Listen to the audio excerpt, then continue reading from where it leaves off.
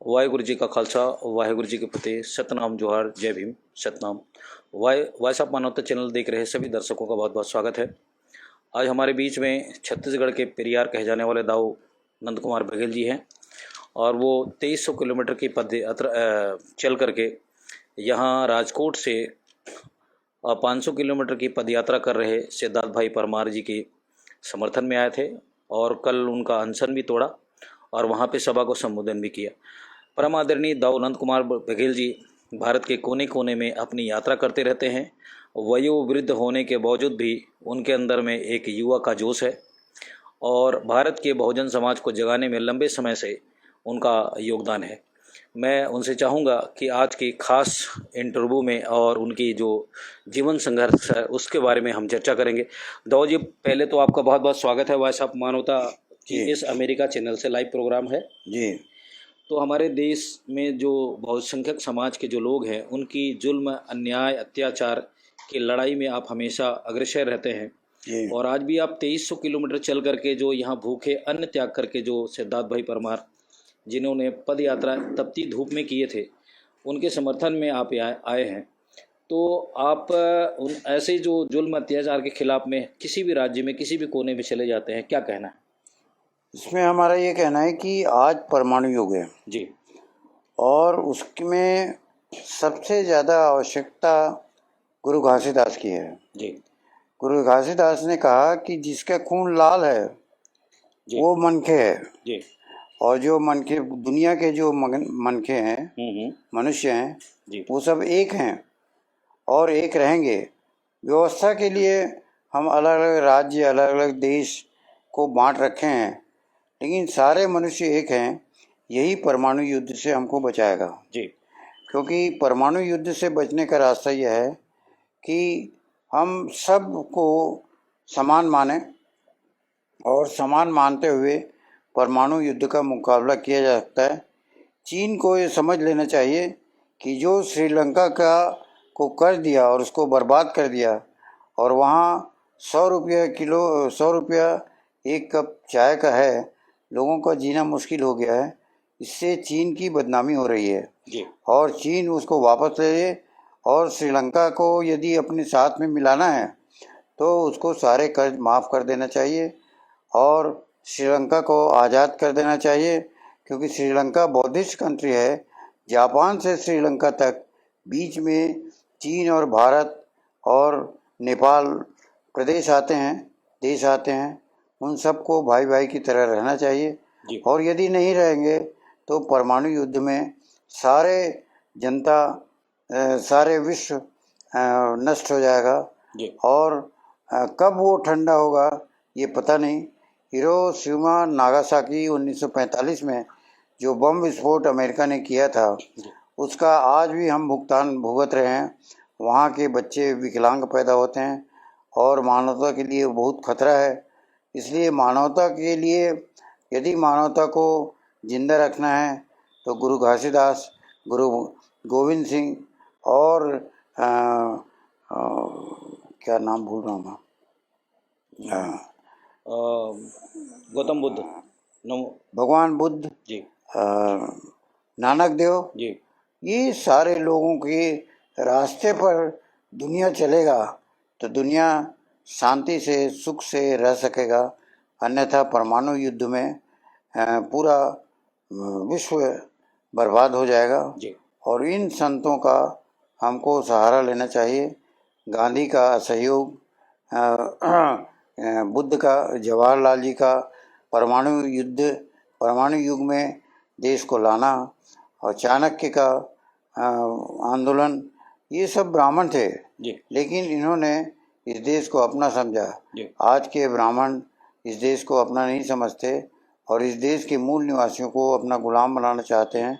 ये धारणा छोड़ दें जी। और उनको यही धारणा रहेगी कि इस देश के मूल निवासियों को अछूत बनाएंगे तो उनको पुतिन के पास जाना पड़ेगा जी। अपने मूल स्थान में और उनको ये देश छोड़ना पड़ेगा। जी। आज यहाँ का हर नागरिक समानता की लड़ाई लड़ रहा है स्वाभिमान की लड़ाई लड़ रहा है जी और ब्राह्मण जी।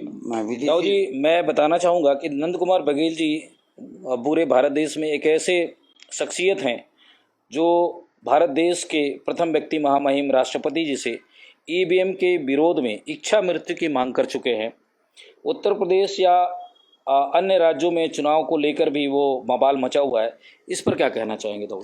इस पर ये कहना है कि ये ईवीएम को यदि नहीं हटाते और इस राज्य की, इस देश की व्यवस्था को ईवीएम विहीन करें, अन्यथा हमारी इच्छा मृत्यु है, हमको मार डालें उसके बदले में जी हम जाके राष्ट्रपति के यहाँ धरना देंगे और सुप्रीम कोर्ट के पास गिड़गिड़ाएंगे। अगर नहीं होगा तो हमको ही मार डालें। जी। दाऊ जी, भारत के कोने कोने में आप वयोवृद्ध होने के बावजूद भी इतनी लंबी यात्रा करते हैं, आपके अंदर में ऐसे एनर्जी कहाँ से आता है? एनर्जी आता है कि भगवान बुद्ध ने कहा है जी कि life is uncertain, death is certain. जी मृत्यु तय है कि आप चाहे जो भी करो, लेकिन एक न एक दिन मरना पड़ेगा और जाना पड़ेगा। इसलिए जो भी आपको जीवन प्राप्त है उसके लिए कुछ कर गुजरो। जी तो हमने अपने जो संतान है उसके लिए बहुत कुछ किया। जी अपने बेटे को मुख्यमंत्री बनाया और समृद्धशाली परिवार हमारा है। जी अब हमको परिवार के लिए कुछ करने की आवश्यकता नहीं है। जी अब हमको देश के जन जन के लिए करने की ज़रूरत है जी और उसके लिए हम निकल पड़े हैं। सर पर बांध कफन जो निकले, बिन सोचे परिणाम रे।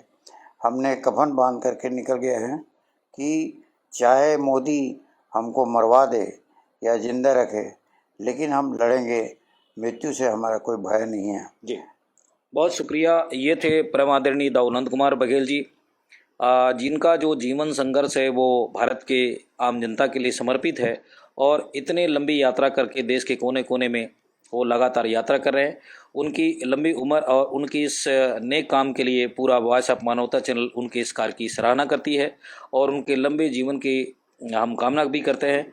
और मैं दाऊ जी से अंतिम संदेश के रूप में हमारे देखने सुनने वालों को, तमाम भारत और विश्व के लोगों को मानवता के संदेश के लिए क्या कहना चाहेंगे? मैं अंतिम बात ये कहना चाहता हूँ कि मोदी को हम अपनाने के लिए तैयार हैं, बशर्ते कि वो ब्राह्मणों को छोड़ दे, मोहन भागवत की फोकट की गुलामी बंद करें और समानता के व्यवहार करें। वो कहते हैं कि मैं तेली हूँ, तो तेली महिला को अयोध्या का पुजारी बना दें तो हम उसके गुलाम हो जाएंगे जी और मोदी के खिलाफ लड़ाई नहीं लड़ेंगे, जी चुनाव नहीं लड़ेंगे, बल्कि उनको सशक्त विपक्ष की भाव से वो काम करें तो एक मानवता की रक्षा होगी और भारत डेमोक्रेटिक राष्ट्र बन जाएगा जी और मोदी उसके विपक्ष के नेता बनेंगे। और यह तभी संभव होगा जब वो ब्राह्मणों को छोड़ दे, मोहन भागवत की गुलामी छोड़ दे और ब्राह्मणों को बाहर करने में हमारी मदद करें। दाऊ जी, मैं अंतिम सवाल, धर्म के मामले में भी आप बहुत बातें करते रहते हैं, तो दुनिया के अंदर में सच्चा धर्म क्या है? सच्चा धर्म है गुरु घासीदास का। जितने रक्त लाल हैं वो सब हमारे भाई हैं, बंधु हैं और उसी लिए गुरु घासीदास ने कहा है कि मनखे एक समान। सारे संसार के मनखे जी मनुष्य एक समान हैं और उनकी सेवा करना मानवता है। वो व्यवस्था के लिए अलग अलग देश, अलग अलग राष्ट्र बन चुके हैं, अलग भारत में अलग अलग प्रदेश बने हुए हैं, ये सब व्यवस्था के लिए है, जी लेकिन हम सब एक हैं जी और ये गुरु घासीदास का संदेश है और हम उनके प्रचारक हैं। जी, बहुत बहुत शुक्रिया। ये थे दाऊ परम आदरणीय दाऊ नंद कुमार बघेल जी, जो गुजरात राज्य में यहाँ के जो पद यात्रा को समापन किया, उनका अनशन को तोड़ा है। हम आज के इस कार्यक्रम में उनसे खास मुलाकात के लिए उनका बहुत बहुत धन्यवाद करते हैं। धन्यवाद दाऊ जी। जी, जय भीम, नमो बुद्धाय। जय भीम, नमो बुद्धाय।